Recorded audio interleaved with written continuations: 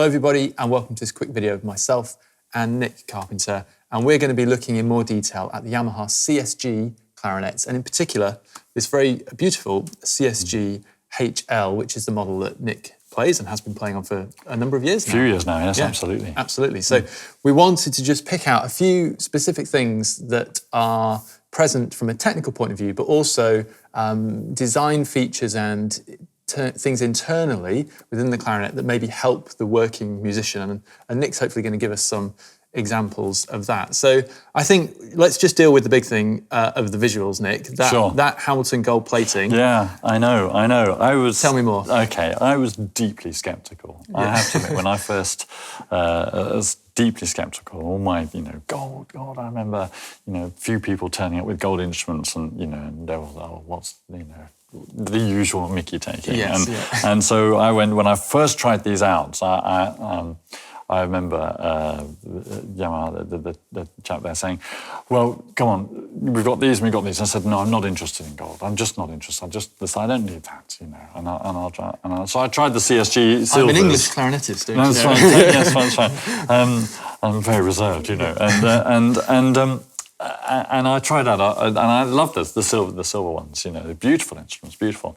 And he said, go on, just give one gold one, a Hamilton plate one, a go. And I said, oh, okay, well, I'm here, I might as well. So I got, and of course, immediately I played it, I felt, there's something in this. There's something in this. There was an added layer of maybe warmth to the tone. I think that's probably what it does, or a ring, resonance, or something. It was, it's so small, but it's enough to be apparent. So the silver, and so I was really having an internal battle. Am I really going to turn up in the LPO with these gold instruments? I'd be the only woodwind player, And as you say, British orchestral musicians are quite kind of... Well, I mean, we joke about it, but that's your living. You've got to go and turn up and... Absolutely. So I did. And of course, the Mickey taking was merciless, absolutely merciless. But what was interesting was that a couple of having been playing them for a little while, a couple of the players did say, actually, we really can tell a difference, particularly with regard to what I was playing before. Yeah. So yes, I'm afraid to say, the Hamilton plate does make a difference, and I see that more and more manufacturers are kind of following suit and putting gold on instruments. And perhaps that helps, disperse them across orchestras, and it becomes less of a thing. Exactly, and well, certainly more and more of these instruments are now. You see these in the orchestra. I know that. Well, I can think of several British orchestral musicians who are now using. Yes, absolutely. And probably for the exact same reason that I chose them. Yes, So. And we've actually done a separate video talking about how Nick kind of ended up on these CSGs, so you can reference that. But from the point of view of another tech thing, let's just mention the lever key on the low end. Just here, the right-hand thumb lever, which basically I think is an ingenious system for raising the intonation of the lower notes. Now, on pretty much all clarinets, bottom F, bottom E, to a degree F sharp, especially when you're playing loud, can be flat. And even more so, dare I say, on the A clarinet than on the B flat. This is the B flat. But for instance, the opening of Weber's second concerto, that second note, the second note of the whole concerto, is a forte or even fortissimo, low F. And it's the first thing we do. And you start with the top F, and normally one uses what's called I always do, the long top F fingering, which has got a possibility of being a bit sharp.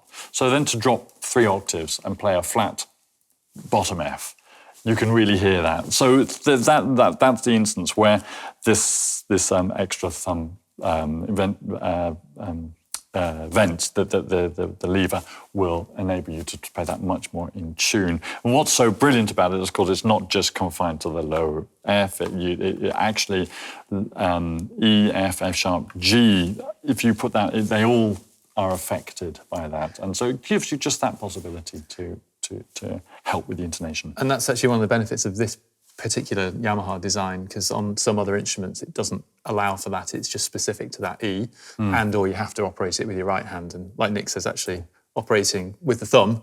That's right, it does make a difference. And you can vent it accordingly as well. There's flexibility there. Absolutely. Do you want to give us a little example? Shall I show you? Well, I'll show you that very example I was talking about, the Weber. This is the opening of the Weber second concerto, just the first 6 notes or so. I'll do it once without, and then once with. Okay.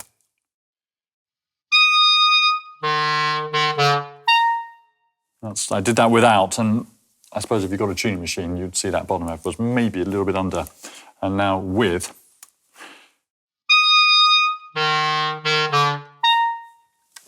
And it's not even intonation, it's that quality of the tone as well, yes, isn't it? Slightly affects the quality, but particularly maybe because I'm now not worried about it being flat, I'm not having to tighten up so much to make sure it's in tune or to try and help the intonation. I can just approach it with a more neutral embouchure, which then helps with the quality of the tone. And I think a lot of people might be asking, well, hang on, these are very expensive clarinets. Why should any clarinet have a flat low end? But the whole thing is a series of compromises in terms of it's a tube with holes in. So that's a common problem across the whole range of all clarinets, B flats and A's, isn't it? And I say problem, yes. but you use the word compromise, and all clarinets are a compromise, and different manufacturers come to different solutions to those compromises. But the fact that it's a cylindrical bore, an open-ended cylindrical bore, it overblows the 12th. That's incredibly boring, I know. But the fact that it is that means that we have to make those compromises between which notes are going to be a hair sharp, a hair flat. You know, different manufacturers come to different solutions, and so far for me, this is the best solution so far. Mm-hmm. Yeah. So that lever is an option. It's available with the B flat or the A. And like Nick actually mentioned, a lot of the A's we sell, in fact, the vast majority of people do go for the lever. On the B flat, it's a bit more split. It may depend a little bit on your experience level and how often blah, blah, blah. But I think most of the pros I've found are using the lever. Yeah, funny enough, my first CSG B flat didn't have a lever. Okay. And then I was using it, and I was thinking, do you know what? I can think of, there's an excerpt from Mahler 5 that springs to mind where you have to play a bottom E solo bottom E loud. And the first time I did, I thought, that would have been really nice to have had that lever. Yeah. And so I have changed. And it doesn't really get in the way, does it? No, not at all. It's quite subtle. It does take a bit of getting used to. It took me a while to get comfortable just with that thumb action there. Because it does create a slightly different feel, but now I don't think twice about it. Excellent. So another feature, well, I say a feature, maybe a result of the design on these, and it's something we talked about in our first video about why Nick really enjoys these, is that consistency of tone, perhaps. And I know we've spoken before, there's a couple of areas, particularly that F sharp in the second register, and the A you were mentioning as well.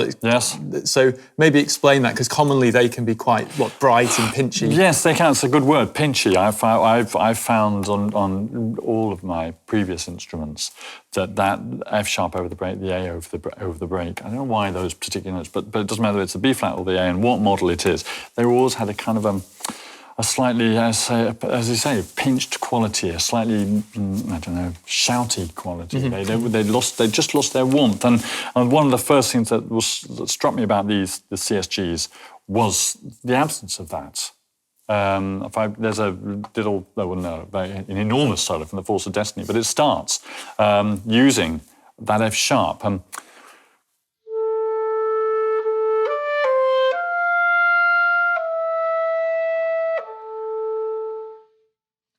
that I can play, as I say, with a neutral. I don't worry about kind of trying to create as much internal space as I can to feather that note. So I just can play it, and it feels so much more comfortable. And the same with the A. I used to loathe D major arpeggios for this very reason.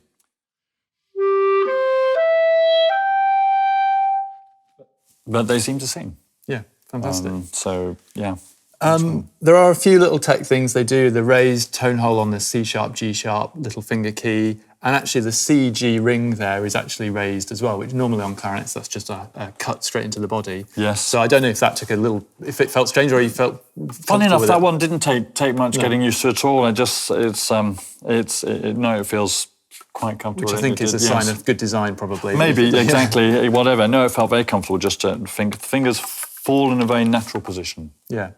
And as we've mentioned, they are available in the silver plate, with the lever, without the lever, A's, B flats, etc. You may have noticed, the more attentive amongst you, that this design has a very short barrel, and there's more length in the top joint because of how they've chosen to shape the internals. And they do come with two barrels as well, don't they? Yes, a short, long barrel. I remember I did ask, because I asked Isawa Miyachi, who's a Yamaha technician based over in I don't know whether it's Paris or Hamburg. I think it's Paris now. But anyway, I asked him about that. Why do they do it? And he said, well, we found that just because of the internals, I think it's called the technical is a polycylindrical bore, absolutely. And because of that, to make that the barrel, I think it's almost like a centimetre shorter, and the top joint a centimetre longer, to avoid that cut right where they do and move it, it really helped acoustically. Yeah. So that's why they've done it. But it makes no difference in the terms that you can still use your standard French mouthpiece. Absolutely, yeah. Which is what I do. And so intonation-wise, actually, that's a good point, because you'd been on other brand instruments. Was there a period of adjustment with intonation, and do you find them to be particularly stable, top to bottom, across the range, etc., or any foibles? Yeah, I mean, absolutely, there was a period, but what I was finding was I was approaching a note, having had kind of 25 years of playing different models, and approaching a note expecting it to be flat or sharp, or expecting it to kind of, as we described earlier, to have a slightly maybe shouty quality, and that was much less pronounced, So I was able to just, I don't have to prepare for this quite so much, or in the same way. I'm not so worried about whatever, I'm trying to think off the top of my head now, solos from the orchestral repertoire, but all sorts of solos. I remember thinking, oh gosh, I wish I'd had this. Okay, the solo from Chai 5, I've got in slow movement. I've got the wrong instrument because that's on the A, but starts on an E to a B to a D. And I remember on my previous instruments, if I played it without the E flat key, it was flat, and if I played it with the E flat key, it was sharp, and so I ended up kind of half holding, and I could just play it on without it seemed to be much better in tune, much easier to play, and the evenness across the between the second and the third register was more consistent, more even, and therefore one just can play the music rather than worrying about, this note isn't... So there we are. There was a period of adjustment, but I found I was just finding I was doing less and enjoying the music more. Which is what it's all about. Yeah. Absolutely. Great. Well, thank you very much for running us through some of those things. It's good to have thoughts of someone who's actively using it in a professional environment, sort of day after day. Maybe can you give us a little blowout on something, Nick, just to finish us up? Yeah, why not? Video? Okay, well, I've talked about the beauty of the sound, consistency of response. So again, I just play something which everyone learns at grade 3. This is the carol from Finzi's Bagatelles.